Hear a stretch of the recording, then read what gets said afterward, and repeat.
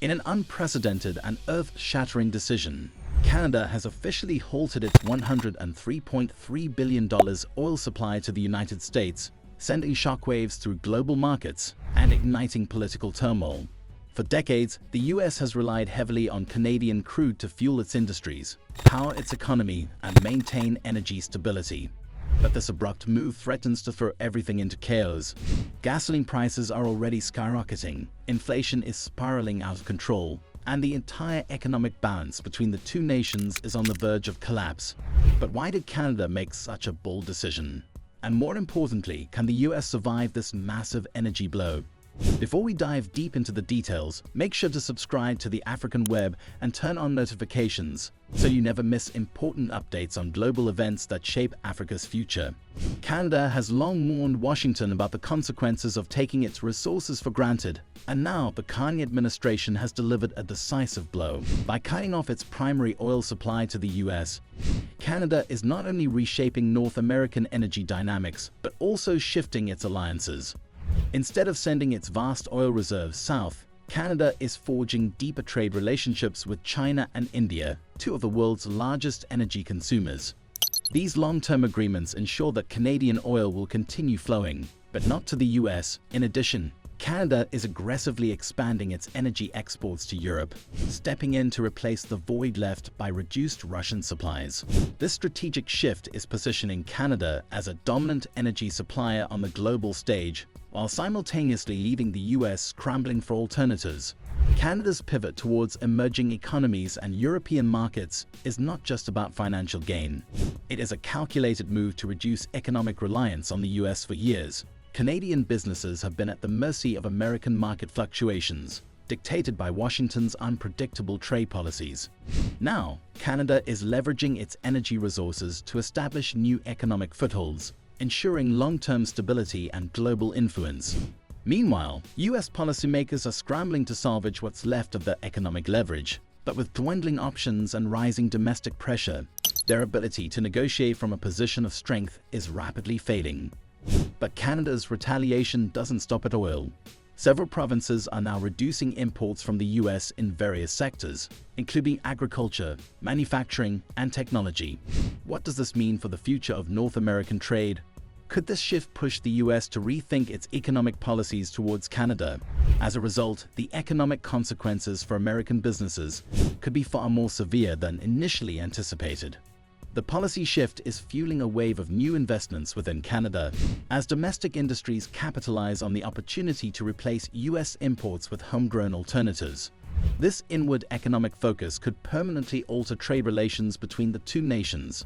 The impact of Canada's decision is already being felt across the United States, and the situation is rapidly deteriorating. The aviation industry, transportation sector, and manufacturing hubs are all bracing for a severe crisis as fuel costs continue to climb. The supply chain, already fragile from past global destructions, is now facing a fresh wave of instability. Several states, particularly those that rely on Canadian crude for refining, are experiencing rolling blackouts as energy grids struggle to cope with the sudden loss of supply. Millions of American households are facing higher energy bills, adding pressure on an already struggling economy. Job losses are mounting in key industries, intensifying political tensions between the White House and state governments. Trump's administration, already dealing with economic instability, now faces a full-blown energy crisis that can define the next few years of his presidency. Beyond immediate economic concerns, this energy crisis is exposing deep fractures within the U.S. political system. State governors are openly criticizing the federal government's failure to anticipate such a scenario, fueling internal divisions between Washington and state leadership. The Republican-led Senate is calling for emergency measures, while opposition voices argue that the crisis is a direct result of years of energy mismanagement. Could this growing political divide weaken America's ability to respond effectively? And how will Wall Street react if instability continues to rise? The ripple effect is extending to Wall Street, where investors are growing increasingly anxious about the sustainability of American industries that depend on stable energy costs. With Trump's administration already under scrutiny for economic instability, this crisis could shape the next election cycle and redefine America's global standing. This historic decision is not just about economics. It reflects a growing political shift within Canada. Anti-US trade policies are gaining momentum, fueled by increasing nationalist sentiment and frustration over years of economic dependence on Washington. Recent elections in Canada have brought leadership changes that favor policies distancing the country from American influence. Public opinion is shifting dramatically, with a surge in support for policies that promote self-sufficiency and prioritize trade partnerships outside North America. In response, Canadian consumers are actively boycotting US goods, reinforcing the government's stance and further straining diplomatic relations between the two nations.